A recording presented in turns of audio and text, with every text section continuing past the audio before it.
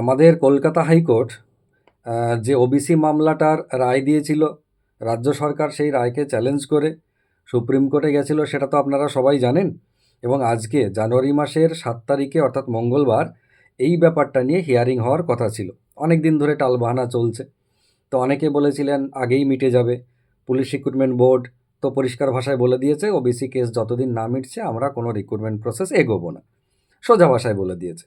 এখন আমরা সবাই যারা ডাব্লিউবিপি পরীক্ষার জন্য প্রিপারেশন দিই বা প্রিপারেশন নিই স্টুডেন্ট হিসেবে, তারা প্রত্যেকেই তাকিয়েছিলাম এই দিকে। আজকেও কিন্তু শুনানি হয়নি। অনেকে বলছে শুনানি হয়েছে, নেক্সট ডেট পড়েছে, তা কিন্তু নয়। শুনানি আজকে হয়নি। ডেট পড়েছে এই মাসেরই অর্থাৎ জানুয়ারি মাসের 28 তারিখ এবং 29 তারিখ, এবং এই দিনটা বলেছে ফাইনাল হিয়ারিং। তো ফাইনাল হিয়ারিং মানে বুঝতে হবে আগে যেটা কী জিনিস, এখানে কি হয়।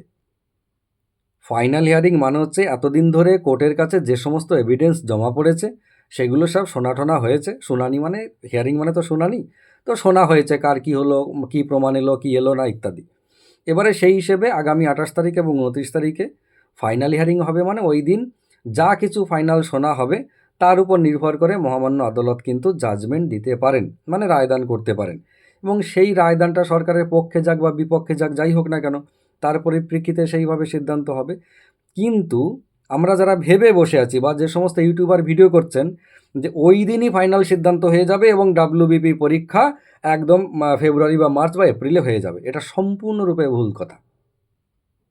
তাদের এই কোর্ট সম্পর্কে আইডিয়াই নেই। আমি বলছি তাদের কোর্ট সম্পর্কে আইডিয়াই নেই, জাজমেন্ট সম্পর্কে আইডিয়া নেই। আগে থেকে যে সমস্ত ঘটনা ঘটেছে সেগুলো তারা চর্চাও করে না, জানেও না, দেখেও না, বোঝেও না ইত্যাদি। তো আমি তাদের কথা বলছি না, যারা জানেন বোঝেন তারা তো জানেনই। আমি আপনাদেরকে জানাতে চাইছি, যারা শুনতে চাইছেন আমাকে ভরসা করেন, বিশ্বাস করেন যে এই দিন ফাইনাল হিয়ারিং হবে।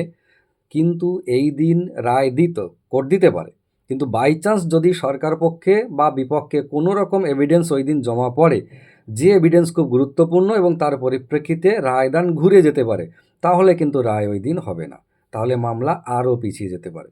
তো এটা আপনারা মেন্টালি প্রিপারেশন নেবেন। যদি ওই দিন ফাইনাল রায় হয়ে যায় খুব ভালো কথা, তারপরে পিআরবি তার রিক্রুটমেন্ট প্রসেস এগোবে। কিন্তু সেটা নাও হতে পারে, আপনারা সেইটা মাথার মধ্যে নিয়ে রাখুন, সেইভাবেই মেন্টাল প্রিপারেশন নিন এবং চাকরির পরীক্ষার প্রিপারেশনটাও সেইভাবে নিন।